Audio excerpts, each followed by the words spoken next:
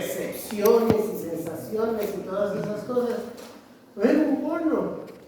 ¿Cuál es la sensación esa de estar enamorado? O sea, ¿ustedes sabrían cuando están enamorados de alguien o no? Porque sigo cuando están los mensajes. Sí, cuando se anima. Sí, pero sí tiene que ser una sensación distinta a la que tiene uno con el resto de las personas. Emoción. Sí, tiene que ser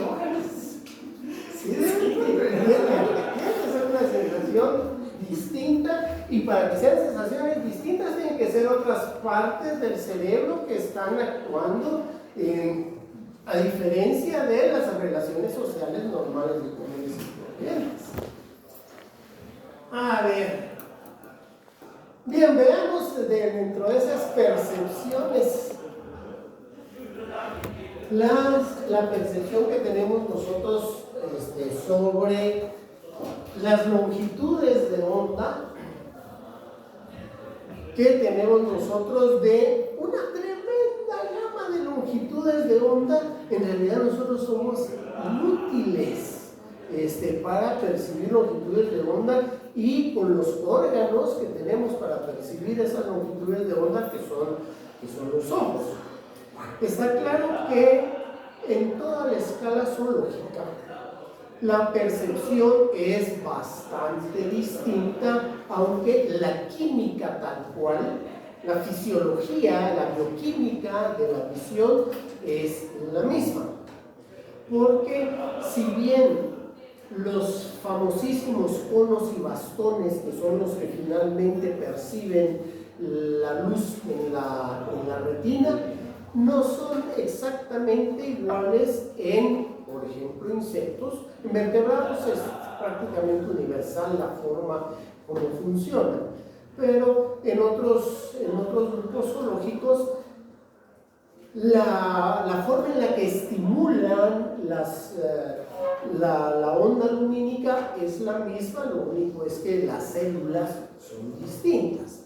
Pero entonces, lo que veamos acá, esto es prácticamente de carácter universal en todos los vertebrados, si bien la gama va a ser distinta y el aparataje de lentes también varía. Entonces veamos esto. Tenemos, como les decía, nosotros recibimos, y particularmente del Sol, toda esta es una cuestión enorme, la gama de radiaciones que nosotros estamos percibiendo. Pero únicamente nosotros vamos a percibir desde esta longitud de onda de 756 más o menos a 360. ¿Esto qué quiere decir? Está viniendo la onda lumínica como una onda. ¿Y qué me está diciendo este 400? Que entre onda y onda está separado 400 nanómetros. Cuando estamos allí en el 700, esa onda está separada 700 nanómetros. Entonces, esa onda es así, allá, y esta onda es así. Entonces, si esta onda es más corta, la frecuencia es mayor por unidad de área, ¿sí? Porque es más corta la frecuencia, es más corta la longitud de onda, entonces cabe más aquí que aquí, ¿sí? Porque aquí es posible que sea una onda nada más, en cambio aquí puedo tener 10. Entonces, aquí con las longitudes cortas, vamos a tener esta gama de los azules, y aquí vamos a tener los rojos y los infrarrojos. Y digo infrarrojos, los saco a colación, porque estamos claros que hay animales, entre comillas, vamos a ver, que ven el infrarrojo, como los serpientes, que eso es clarísimo que pueden verlo. Y los ultravioletas, que en insectos eso es bastante común, En aves hay aves que ven estos rangos acá, pero nuestra choquencia nos permite ver nada más estas longitudes de onda. Entonces, para que podamos entender las dimensiones que tiene la luz y qué es lo que vemos nosotros, vamos a decir que la luz tiene tonalidad, tiene saturación y tiene brillo. Entonces, con una misma longitud de onda, que esa va a ser la tonalidad, la longitud de onda, puedo tener saturación y brillo distinto.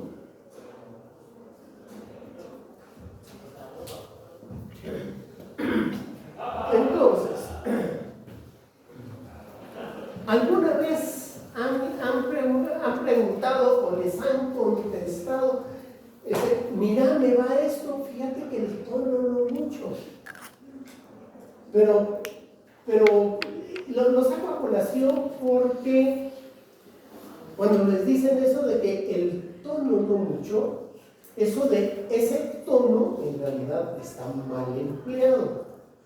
Tono es el color, ¿sí? Aparte va a ser la saturación y el brillo. Pero cuando les digan a ustedes, mira, me va, fíjate que la saturación no está muy... No es como que de la jerga estos conceptos. Pero cuando les dicen del tono, en realidad ese tono, ¿qué le está diciendo? Que el color está bien, pero está un poquito más claro o está un poquito más oscuro. Generalmente a eso se refiere como tono. Pero veamos la diferencia que hay entre tonalidad, saturación y brillo. Esto es una cuestión que, si alguno de ustedes se dedica a la pintura, a la fotografía, una cuestión, esto es esencial entenderlo. Entonces aquí voy a estar hablando además con los artistas de la fotografía y de la pintura. Pero entonces, esto es tonalidad. Va a ser la longitud de onda. Entonces, si le dicen, fíjate que el tono no, es porque el color no le va.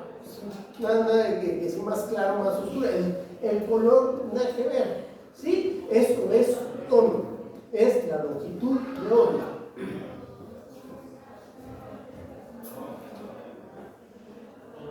Esto es el brillo y eso es la saturación.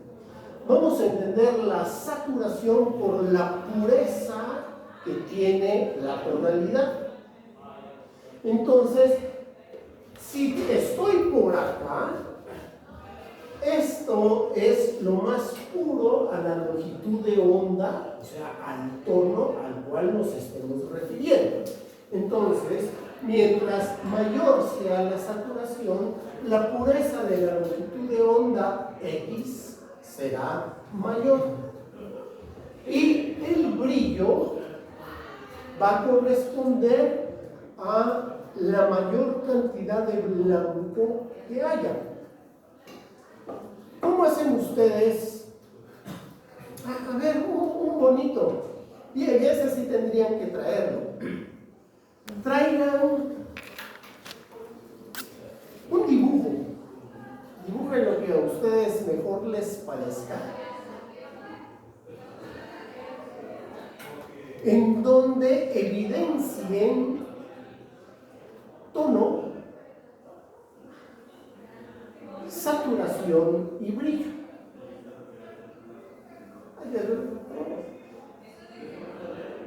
No vayan a hacer una manzana porque va a ser el ejemplo que les voy a dar. Si hacen una manzana, ¿cómo harían ustedes una manzana? Más oscuro. ¿Una chibola redonda? No, ¿verdad? O sea, si van a hacer una manzana, le van a dar brillo a la manzana, ¿no? La van a hacer como más clara de la parte más próxima, ¿sí? Y le van a quitar brillo a la parte más oscura que está hasta atrás. Entonces van a traer un esquema en donde un dibujo, una campana, algo donde puede evidenciarse y le ponen aquí, esto es más brillante que esta parte de aquí, esto es del tono, de qué tono va a ser el color del esquema, del dibujo que ustedes traigan, y qué tan saturado está, porque por supuesto ustedes pueden poner un rosadito, pero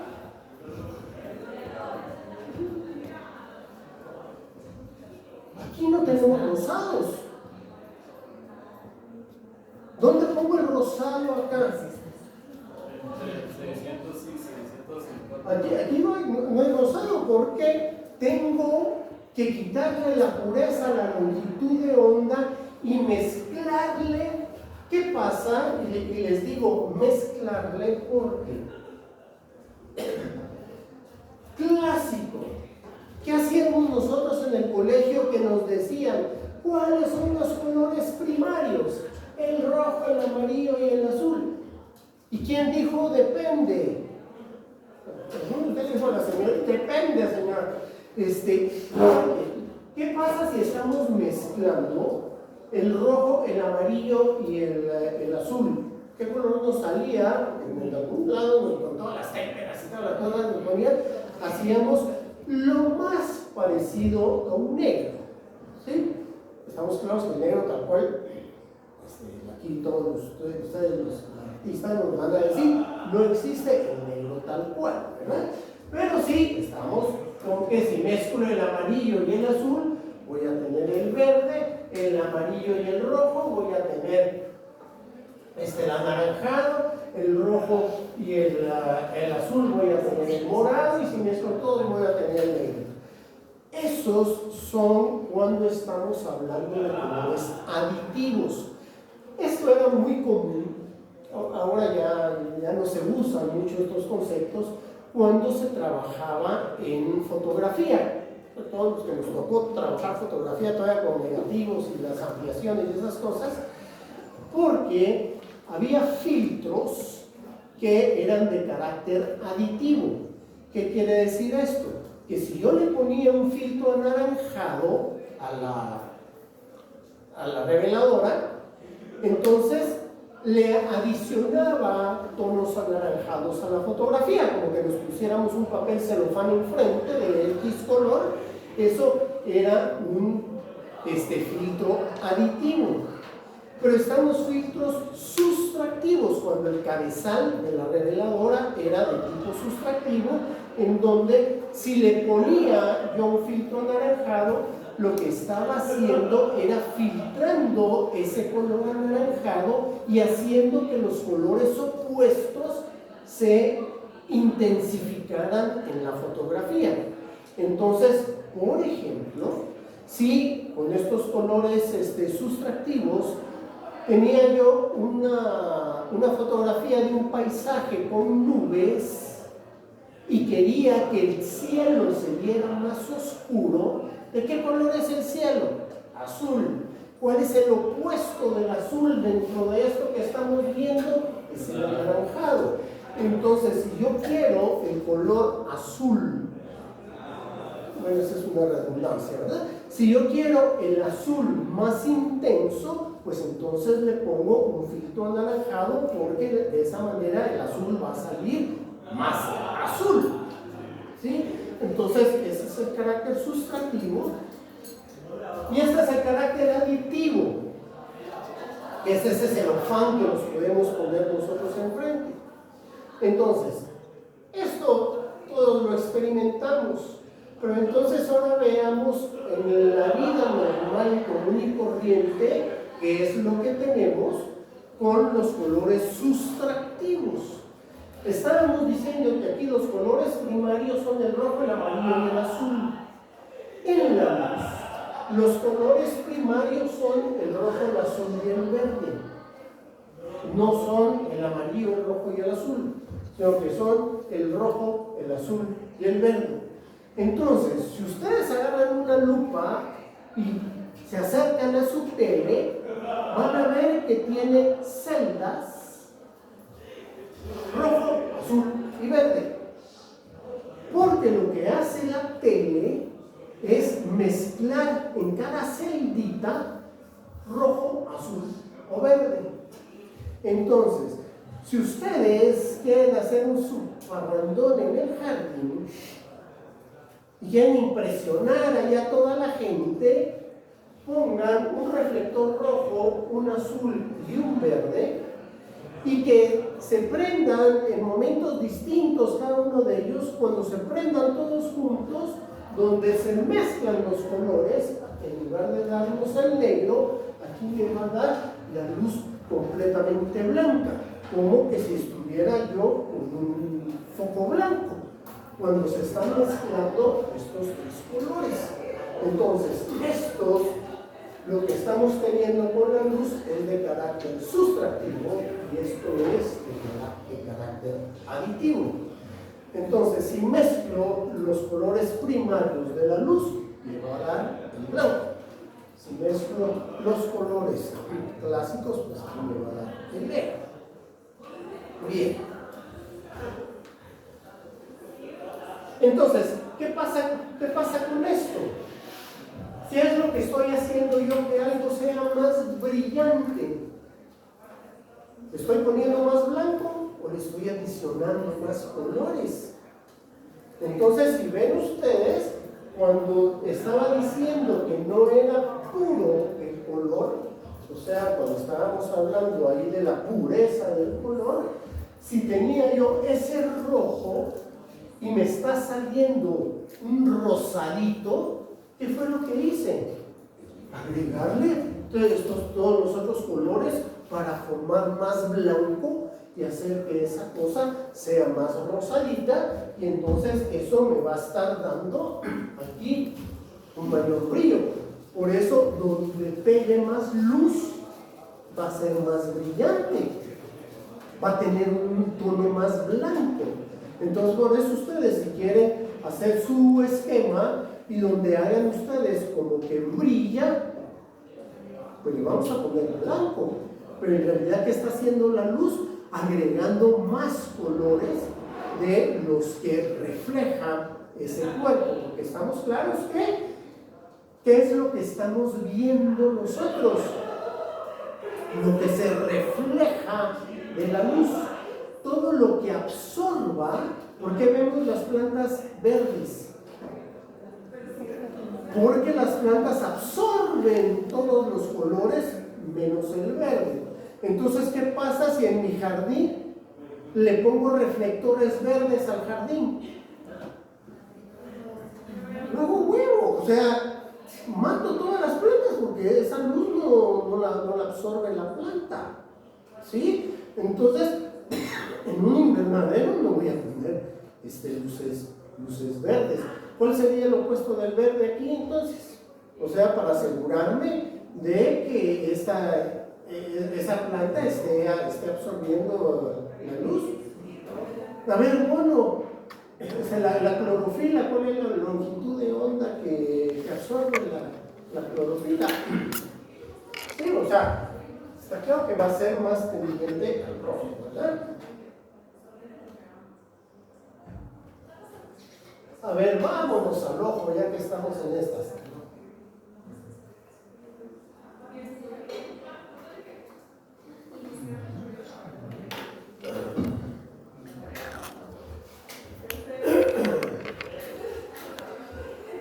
Bien, ahorita vamos a ver, bueno, no tengo que repetirles que soy ateo por la gracia de Dios, ¿verdad? Pero nos saco a colación porque fíjense que por alguna razón siempre sacan el ejemplo del ojo como una de las mejores creaciones divinas. Dicen, ¿cómo va a ser que por casualidad haya salido un ojo? Y le llaman casualidad de evolución, ¿verdad? Que por casualidad haya salido un ojo, la perfección. Ahorita vamos a ver lo imperfecto que es el ojo, porque tiene una cantidad de cosas que dice uno, al final, ¿cómo puede funcionar con todos esos defectos? Desde el hecho de que vemos al revés. Si por el ojo fuera, no se estaría viendo usted de cabeza. Sí, menos mal está el cerebro, porque si no, si por el ojo fuera, toda tu creación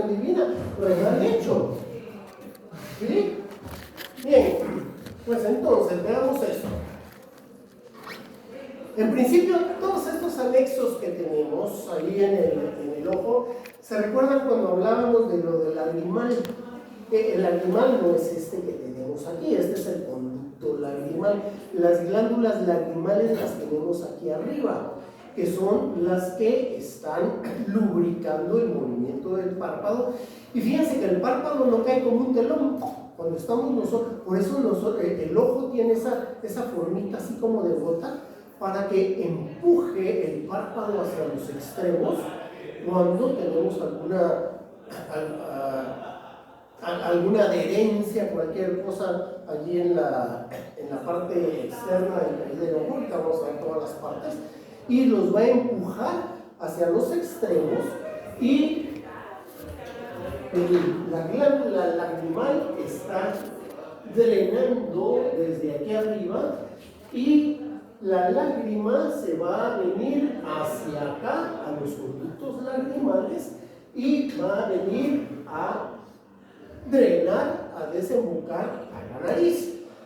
Por eso que comentábamos ahí que cuando están chillando, que se ponen mocosos, es porque todo ese lagrimal se viene hacia la nariz. Lo que estamos sacando son lágrimas, porque no son mocos. ¿Sí? Entonces,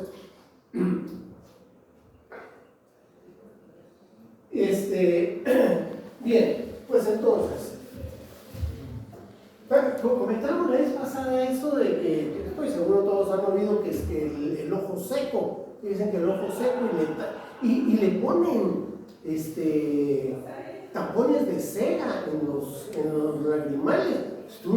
La lágrima, si no drena por ahí, va a drenar aquí por la orilla. Eso no tiene ninguna solución, que les estén tapando el drenaje de los lagrimales para que es el ojo seco. Esos son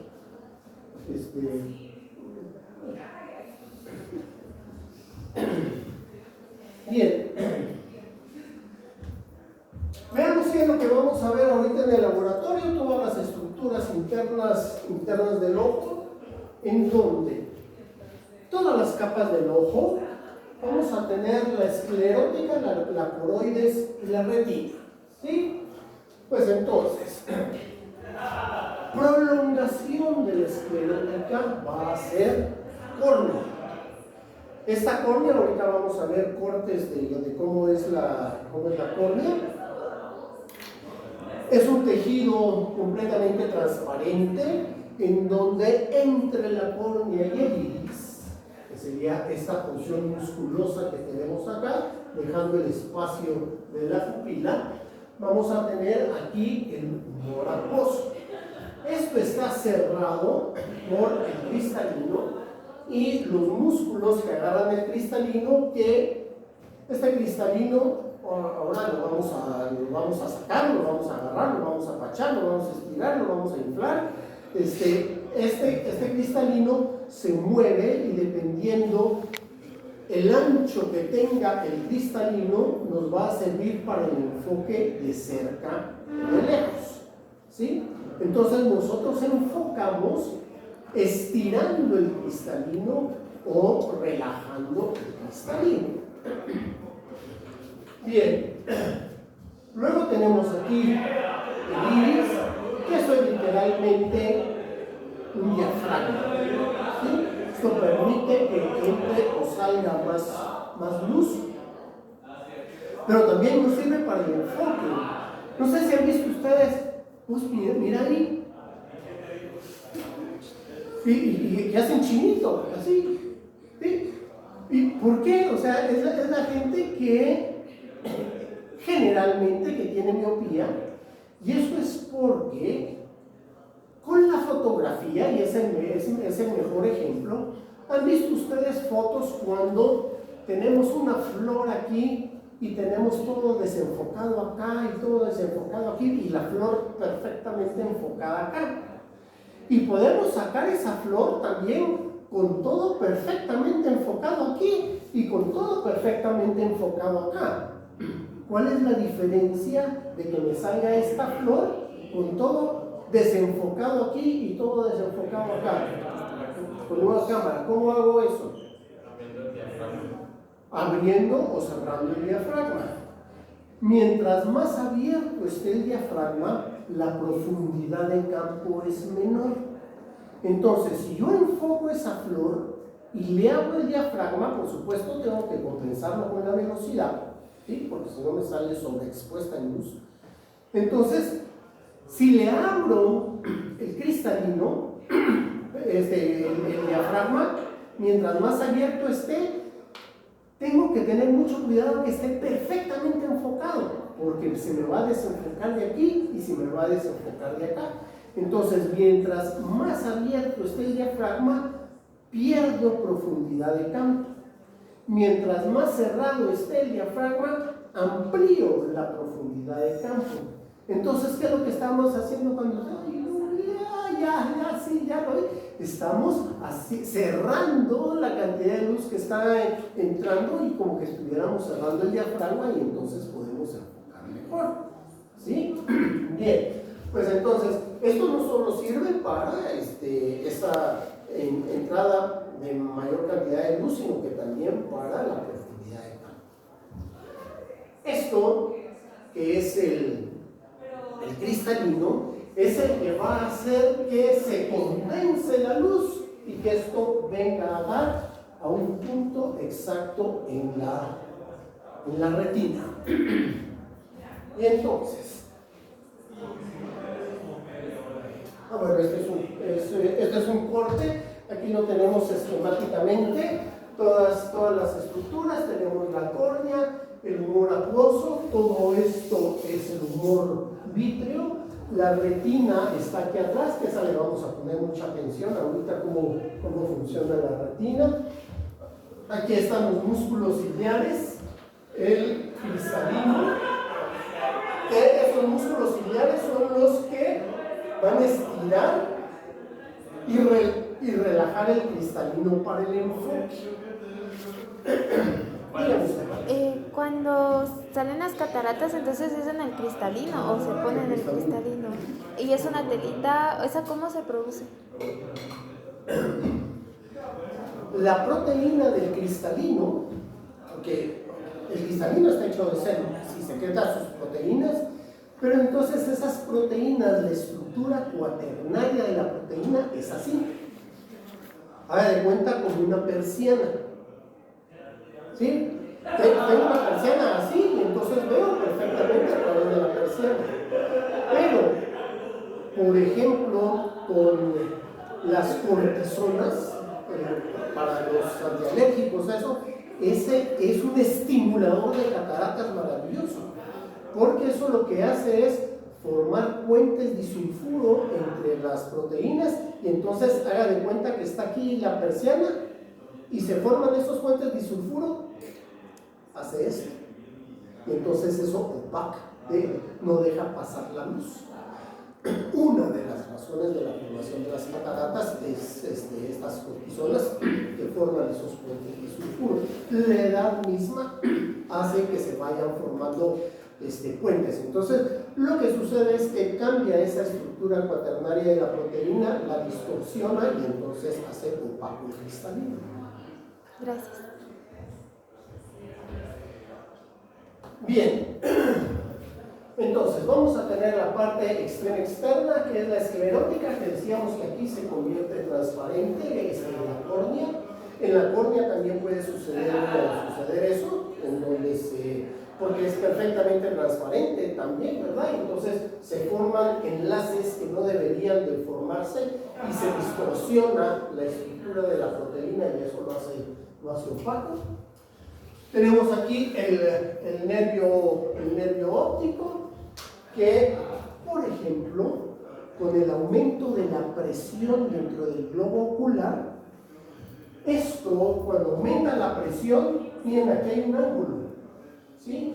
Entonces, si aumenta la presión, esto se hace para acá y disminuye el ángulo. Por eso es que la presión del ojo se mide en base a ese ángulo. Y entonces, ¿qué pasa? Ordinariamente es porque se está acumulando mucho líquido aquí, porque esto se está produciendo constantemente, pero tiene que drenar. Hay unos agujeritos, ahorita vamos a ver fotografías de esos agujeritos, pero esos agujeritos pueden obliterarse. Entonces lo que hacen es hacerle otro hito para que drene. Pero si no se hace, esa presión va a presionar la circulación del nervio óptico y en 15 días pueden quedar ciegos. Y eso ya no hay vuelta de hoja, porque es el nervio el que se atrofia en base a la presión. Entonces, si empieza a haber problemas de presión en el globo ocular, eso es de carácter de emergencia, porque en 2 semanas puede obliterarse la circulación del nervio óptico, presionar el mismo nervio y esencialmente se quedan ciegos. Bien, eso lo tenemos esquemático. Aquí tenemos, está clara la córnea, aquí va el humor acuoso, el humor vítreo, el cristalino, el iris, y este es el ángulo ese que les digo. Esto, si hay presión, esto se hace para acá, se cierra, y así es como se mide la presión del ojo. Y esto generalmente, ¿no? Y esto pues, si les pasa a ustedes, porque no está difícil que le pase, no hay edad para que eso suceda. En realidad se empieza a ver como caleidoscopio que hacían en los bordes con luces y así como rayitos luminosos y cosas así. Eso es la consecuencia de esa presión en el ojo.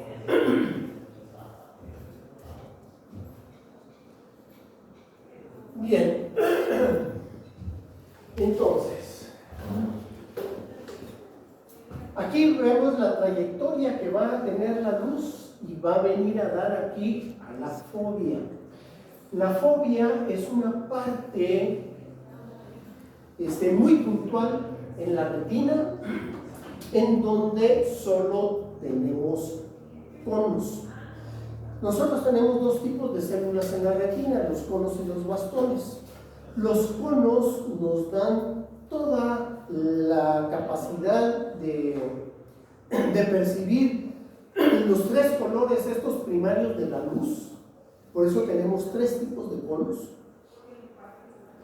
Y los bastones, que son los que perciben una longitud de onda entre el azul y el verde, así entre grisácea, pero son hipersensibles.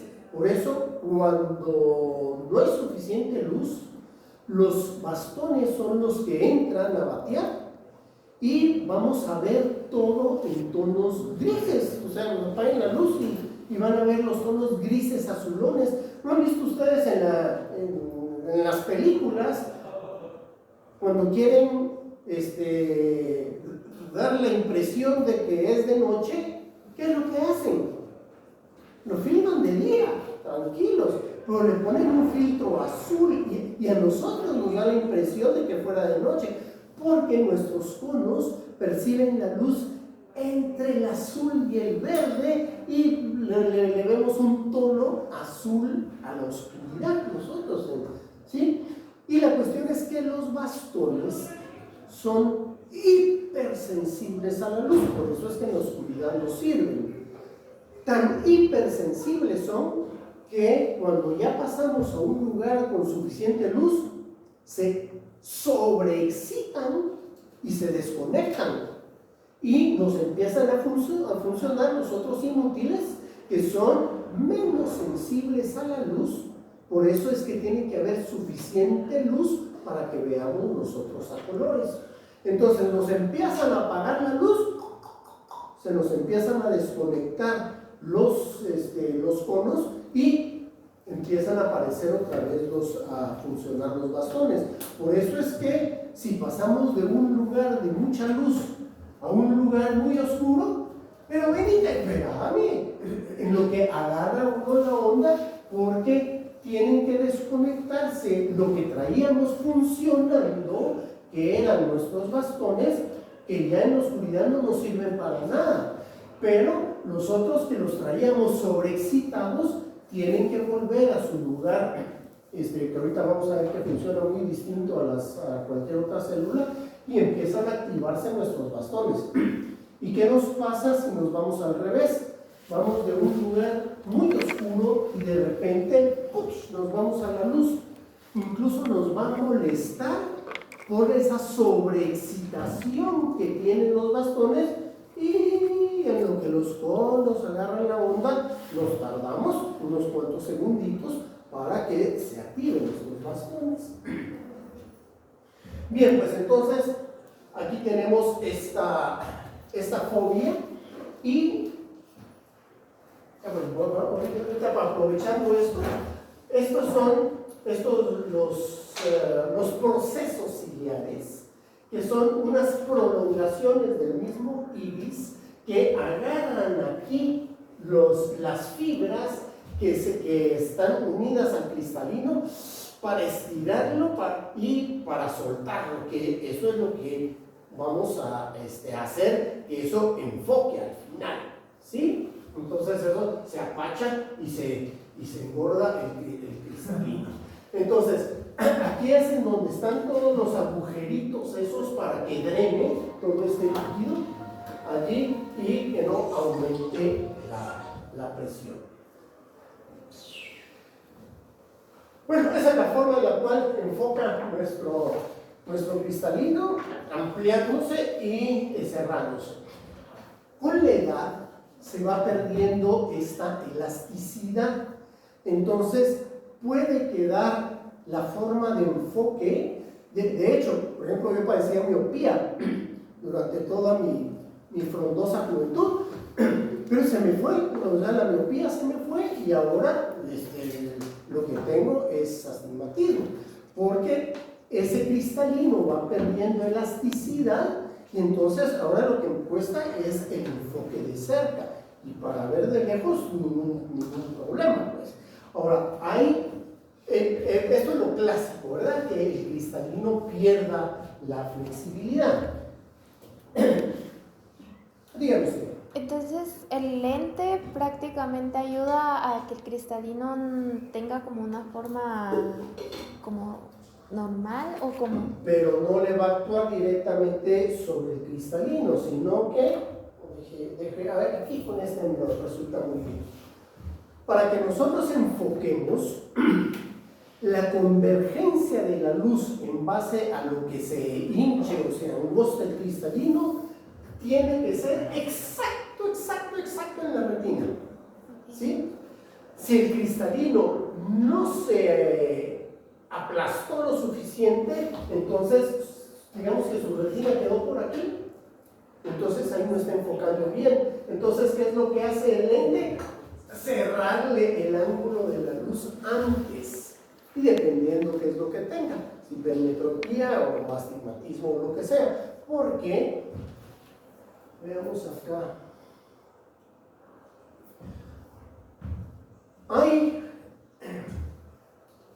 no solo el cristalino es el responsable de que no veamos bien, porque dependiendo de la forma que tenga el globo ocular, que también se resuelve solo con lentes.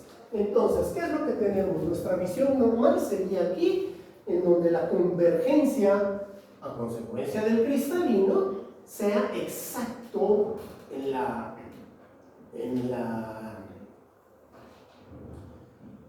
donde está la fobia, que es donde mejor enfocamos de la retina. Pero si tenemos deformado el ojo, entonces la convergencia va a ser aquí. Entonces, cuando llega la luz a la retina, ya se volvió a abrir, entonces ya no estamos enfocando bien. Entonces, ¿qué es lo que va a hacer el lente? Empujar, va a abrir más la luz para que finalmente la convergencia sea acá. O puede ser al revés, ¿verdad? Aquí está lo que está haciendo el lente, ampliando para que finalmente la convergencia llegue acá. O puede ser al revés también, en donde tenemos muy apachado el globo del ojo y entonces la convergencia nos tocaría aquí atrás, y lo que va a hacer el lente va a ser cerrar ese ángulo de luz para que finalmente la convergencia sea acá. ¿Sí? Ahora, esto es lo que les decía, el ejemplo que les ponía con la lupa. el cristalino, y ahorita que saquemos los cristalinos, van a ver que es pura lupa. Y entonces, ¿qué es lo que hace eso? Invertir las imágenes, que al final les decía, es el cerebro el que nos endereza la imagen. Y ya finalmente, esto quiero que lo veamos aquí. Bueno, esa es la córnea, esas cómo son las células de la córnea, estas son las células del cristalino. Y aquí con la fobia,